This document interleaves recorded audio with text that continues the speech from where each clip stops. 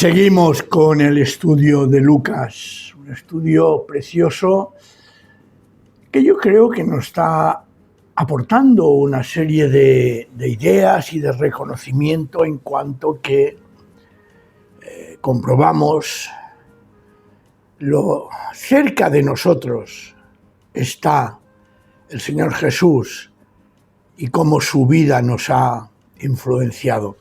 Y seguimos. Recordáis que hablamos el otro día, la última vez, de Jesús, está en la cruz clavado. Hablamos de esos elementos que le sujetaban al madero, esa cruz, que se dice cruz, pero en el fondo, como decíamos, es un mástil, un madero, un travesaño encima, y precisamente porque se le colocó un letrero encima, pues aparentemente aparece la cruz.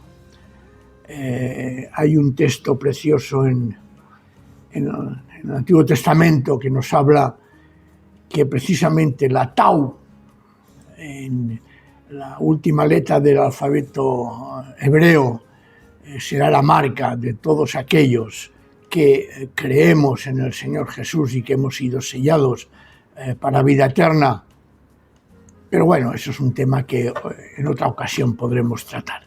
El texto sigue en Lucas 23:44, diciéndonos lo siguiente: alrededor ya del mediodía, toda aquella tierra, es interesante determinar que no, el texto no dice toda la tierra, sino toda aquella tierra, o sea, el lugar donde estaba Jesús, Jerusalén, quedó sumida en una oscuridad que duró hasta las 3 de la tarde. El sol, nos dice el texto, el evangelista, se ocultó y la cortina del templo se rasgó por medio. Entonces Jesús, lanzando un fuerte grito, dijo: Padre, en tus manos encomiendo mi espíritu. Y dicho esto, murió. Y hay una reacción del oficial, del centurión que había a los pies de la cruz vigilando que todo aquello se verificase tal como estaba mandado. Dice que vio lo que estaba pasando y alabó a Dios y dijo: seguro que este hombre era inocente. El Evangelio de Marcos nos dice que de otra manera el texto nos dice que realmente era el Hijo de Dios. Es decir, la gente, el soldado, aquella persona que posiblemente, tal como nos narra Juan, había atravesado con su lanza las costillas de Jesús, y como dice el evangelista, salió sangre y agua, muy normal, confirma que el Señor Jesús, el Mesías, era alguien que realmente era inocente. No solamente era inocente, sino, como he dicho antes, era el Hijo de Dios. El Mesías, el Cristo. Y Jesús muere realmente. Jesús tiene una parada cardíaca, una parada respiratoria y fallece. Y resulta que dice el texto que todos los que se habían reunido para contemplar aquel espectáculo, al ver lo que sucedía, se volvieron a la ciudad golpeándose el pecho. Es decir, reconociendo que aquello era un hecho extraordinario y doliéndose. Yo me imagino que debía de haber también algún fariseo, un saduceo, que había insistido en la muerte de Jesús y que estaba allí precisamente para confirmar que realmente ha muerto. Pero su reacción es tremendamente dolorosa y una perplejidad increíble, porque reconocen que Jesús era algo más que un simple ser humano.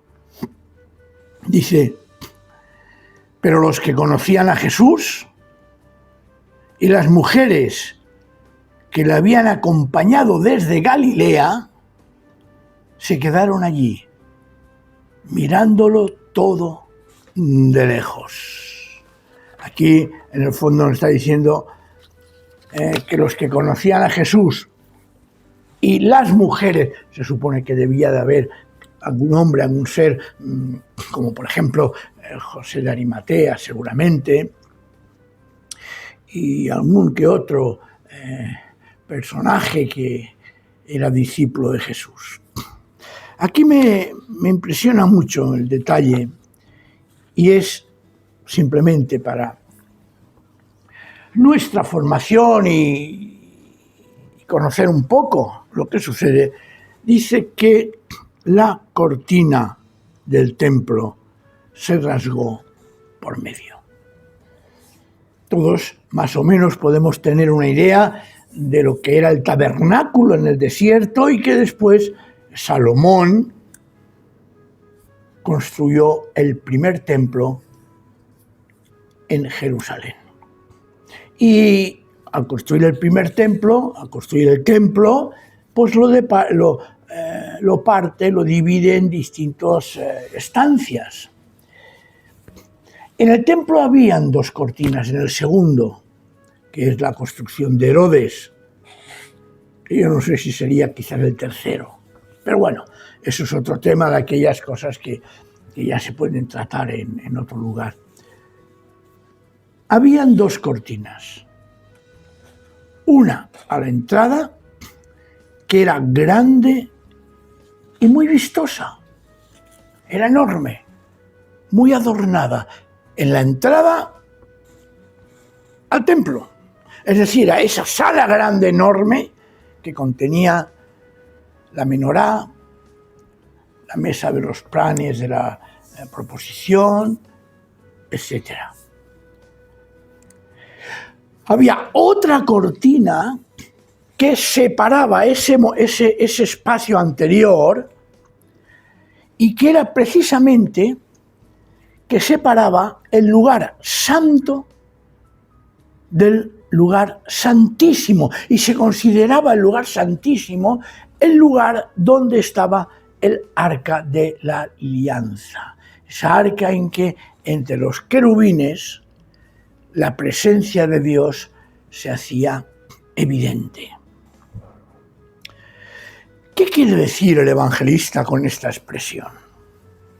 ¿Qué imagen nos quiere trasladar coincidiendo con la muerte de Jesús? Pues sencillamente nos quiere enviar un mensaje de lo más precioso que nos podemos imaginar.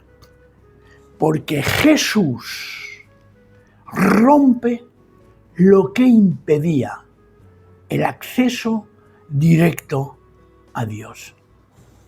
Con su muerte realiza esa obra mediadora, y al rasgarse el velo del templo, a partir de ese momento significa que nada va a impedir que nosotros los creyentes accedamos a la presencia de Dios. Y de forma tan real que ya no hay ningún impedimento, ni siquiera nosotros mismos. Y eso tiene un gran contenido espiritual que se cumple. ¿Os acordáis cuando Juan Bautista Lo ve a Jesús y dice, he aquí el Cordero de Dios que quita el pecado del mundo. De alguna manera, Jesús representa esa entrega que hace que se abra el camino directo al Padre. Y ya no hay más sacrificio. Ya no hay más sacrificio. Con la entrega de Jesús y su muerte en la cruz, ha quedado cerrado, diríamos, el contenido de la alianza antigua. Y se forma, y se hace, y se realiza, y diré más, y se vive en una nueva alianza. Y que como nueva alianza también precisa de un mediador. Un mediador que fue capaz de entregar su vida hasta la muerte por cada uno de nosotros. El estudio sermón que se le llama hoy en día y la antigua o la carta a los hebreos nos habla precisamente de que en Jesús se representa el sacerdote, el sumo sacerdote, y acordaos según el orden de Melquisedec, y la víctima.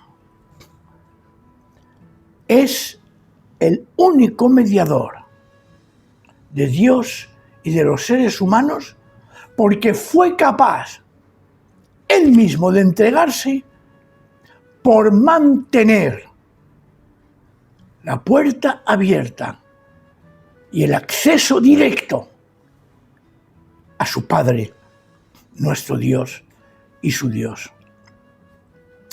Y cuando dice que su sangre, no debemos de pensar en algo cruento, en cierta morbosidad. Hemos de pensar en algo que atraviesa toda la Escritura y que muchas veces la tomamos con demasiada literalidad. ¿Os acordáis cuando el Señor, Dios eterno, a Moisés le dice, podréis comer de todos los animales menos su sangre? Y da la explicación, porque en la sangre está la vida. Ese mandamiento tiene una proyección extraordinaria hacia Jesús. Esa explicación que da Dios a Noé tiene una proyección, repito, extraordinaria y magnífica en Cristo. Porque cuando dice que Él derramó su sangre, los apóstoles o los escritos del Nuevo Testamento, derramó su sangre por nosotros, lo que en el fondo nos está diciendo que Él entregó su vida. Recordad, en la sangre está la vida. Jesús entregó su vida para abrirnos a la comunión con el Padre.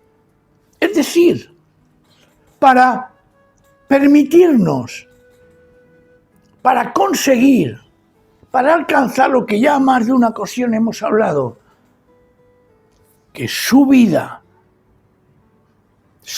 entera es la redención nuestra.